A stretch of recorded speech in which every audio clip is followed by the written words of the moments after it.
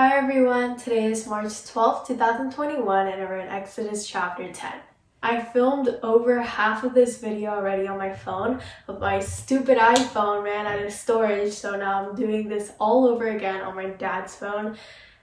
So please excuse the difference in quality or lighting.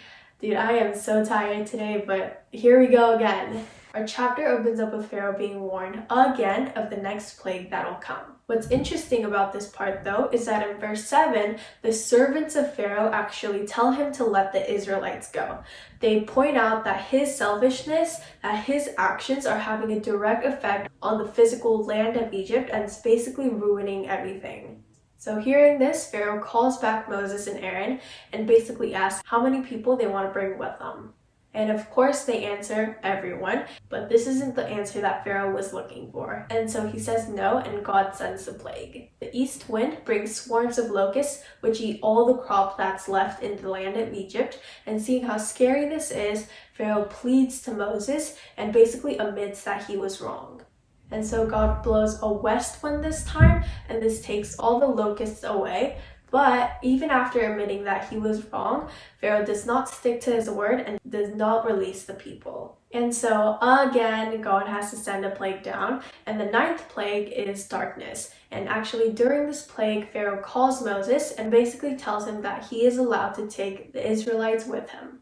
However, there is a twist to this. He said he can take the people, but the livestock, the flock, and the herds, they have to stay behind. But Moses says that they have to take everyone and everything, and this angers Pharaoh, and he basically curses him, saying that he never wants to see his face ever again. Today, I don't have a specific verse that I want to pull out. However, I do once again want to reflect on Pharaoh and his actions. Repeatedly throughout chapter 10, we see Pharaoh holding on to the people of Israel. And so this made me ask a question.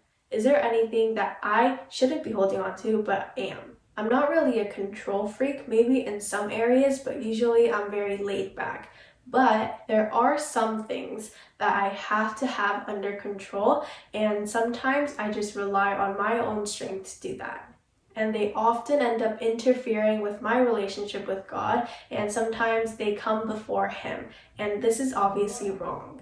Now, the thing that I'm working on to improve this is that now that I've caught on to the fact that I'm hanging on to certain things, now it's time to pray and practice slowly letting go of them. I just wanted to encourage you to maybe look back at your day or maybe even your whole life if you want to do it at a bigger aspect and see if there's anything that you've been hanging on to dearly that really does not matter or is really under God's control. Now, I want us all to pray, including me, and cast all our worries and situations to God because ultimately, God is literally the one who has everything in His hands. Well, that's it for today's journey. Thank you so much for joining. You can watch yesterday's video up there. And tomorrow, I plan on making a cheesecake and doing my psalm read out loud, so stay tuned for that. I'll see you guys again. Bye!